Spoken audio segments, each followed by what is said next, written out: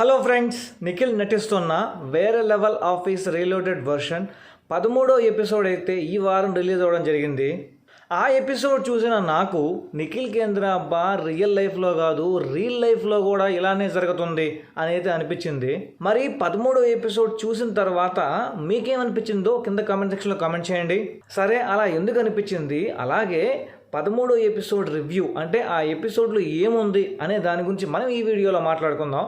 మీరు చేయాల్సిందల్లా వీడియోని స్కిప్ చేయకుండా చివరి వరకు చూడండి.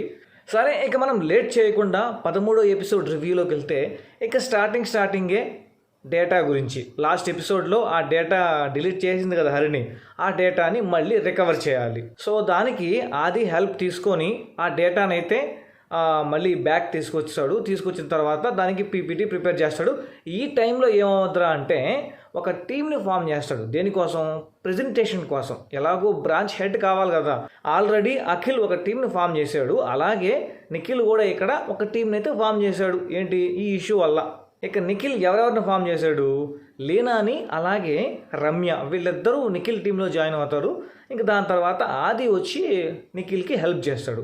ఆది మీద అయితే నిఖిల్కి బాగా మంచి ఇంప్రెషన్ వచ్చింది. ఎందుకంటే ఆ పోయిన డేటాని అంటే ఆ డిలీట్ అయిపోయిన డేటాని మళ్ళీ రికవర్ చేయడం కొంచెం సేవ్ చేశాడు కదా నిఖిల్ని. అందుకని ఆదిని అయితే తన టీంలోకి అడిగితే తను న్యూట్రల్గా ఉండడం ఇష్టం అంటాడు. అక్కడ ఆది సూపర్ అనిపించాడు. ఇక ఈ మధ్యలో ఏం జరిగిందిరా అంటే ఇది ఇంట్రెస్టింగ్ పాయింట్. అంటే ఇక్కడ కరెక్ట్గా 2 minutesే ప్రేరణ 3 years బ్యాక్ వెళ్ళిపోద్ది. అంటే 4 years లవ్లో వాళ్ళిద్దరికీ ఎలాంటి ఇబ్బందులు రావు. కానీ ఆ టైంలో ప్రేరణ అయితే ఫ్యూచర్ గురించి ఆలోచించి జాబ్ కోసం ముంబైకి అయితే అప్లై చేస్తుంది. అది నిఖిల్కి నచ్చల. ఇక్కడ నిఖిల్ ఏమనుకున్నాడు, నువ్వు నేను ఇద్దరం కలిసి ఒకే దగ్గర ఉండి హ్యాపీగా ఉన్నాము అని చెప్పి అయితే నిఖిల్ అనుకున్నాడు. కాకపోతే ప్రేరణ వచ్చి పై పొజిషన్కి వెళ్ళి మంచిగా సెటిల్ అవ్వాలి అని చెప్పని ప్రేరణ ఉద్దేశం. ఆ చిన్న పర్టికులర్ పాయింట్ని యూజ్ చేసుకొని ప్రేరణ చెప్పినట్టుగా ఇగో వల్ల వాళ్ళు విడిపోయారని చెప్పి చెప్తుంది కదా. సో ఆ ఆ చిన్న పాయింట్లో అయితే నాకైతే కనబడలా. మరి ఫుల్గా వాళ్ళ లవ్ స్టోరీ చూపించిన తర్వాత ఏమైనా తెలుసద్దేమో. కాకపోతే ఆ పాయింట్ చూసిన నాకేమనిపించిందంటే రియల్ లైఫ్లో ఇలానే జరుగుతుంది, ఇదేంద్రా నాయన అనిపించింది. అంటే దాని అర్థం ఏంద్రా అంటే నిఖిల్కి ఎక్కడన్నా సరే బ్రేకప్పే. ఇక్కడ నిఖిల్ని సరిగా అర్థం చేసుకోలేకపోతున్నారా, లేకపోతే నిఖిల్ థాట్స్ అంతా వేరేగా ఉంటాయి అనమాట. హ్యాపీగా సంతోషంగా ఉండాలి అనేది అనుకుంటుంటాడు నిఖిల్. ఇక దాని తర్వాత ఆ డేటాని ఎలాగో రికవర్ చేస్తాడు కదా. ఆ రికవర్ చేసిన డేటాని దాని తర్వాత పీపీటీ ప్రజెంటేషన్స్ ప్రేరణ ఏమైతే చెప్తుందో ఆ డేటా అంతా కలెక్ట్ చేసి మెయిల్ ద్వారా అయితే పంపించేస్తాడు. ఆడికైతే అయిపోద్ది. ఇక దాని తర్వాత క్లయింట్ మీటింగ్ ఉంటే నిఖిల్ అయితే ఇన్ఫామ్ చేసి వెళ్ళాలనుకుంటాడు. కాకపోతే ఆ సమీరాతో మీటింగ్ అయితే ప్రేరణ అయితే నిఖిల్ని వెళ్ళనివ్వదు. సో ఇక ప్రేరణ సంగతి తెలిసిందే కదా, నిఖిల్ని ఏ పని కూడా సరిగా చేయనివ్వదు. దాన్ని తీసుకెళ్ళి ఇంకొకరికి అసైన్ చేస్తుంది అనమాట. అసైన్ చేస్తే అక్కడ సమీర ఆ మీటింగ్ని క్యాన్సిల్ చేస్తుంది లాస్ట్ మినిట్లో.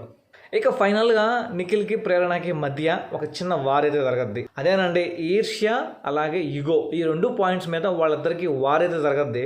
ఇక దాని తర్వాత నిఖిల్ సైడు ప్రజెంటేషను అలాగే అఖిల్ సైడు ప్రజెంటేషను, వీళ్ళిద్దరి ప్రజెంటేషన్స్ తీసుకొని ప్రేరణ అయితే బ్రాంచ్ హెడ్ ఆఫీస్కి పంపిస్తుంది. ఇక దాని తర్వాత హెడ్ ఆఫీస్ వాళ్ళు ఏం చేస్తారు, ఒక ప్రజెంటేషను ఎవరిదైతే నచ్చుతుందో వాళ్ళ పేరుని ప్రేరణకి చెప్పుంటారు.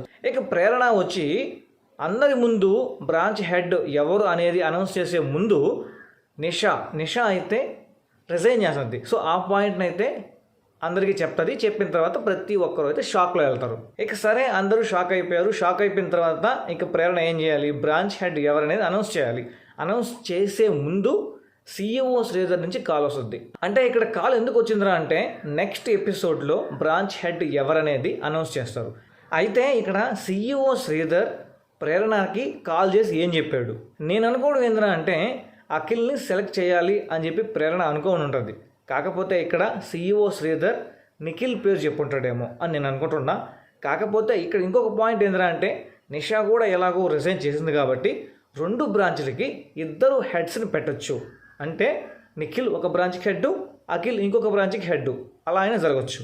సో మనకి ఫైనల్గా బ్రాంచ్ హెడ్ ఎవరనేది తెలియాలంటే మాత్రం నెక్స్ట్ ఎపిసోడ్ వరకు వెయిట్ చేయాల్సిందే.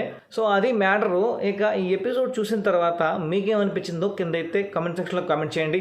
ఇంతే ఫ్రెండ్స్ ఈ వీడియోలో. మరి నెక్స్ట్ వీడియోతో మీ ముందుకు మంచి కంటెంట్తో మంచి ఇన్ఫర్మేషన్తో చేస్తాను. అంటే థ్యాంక్ యూ, బై బాయ్.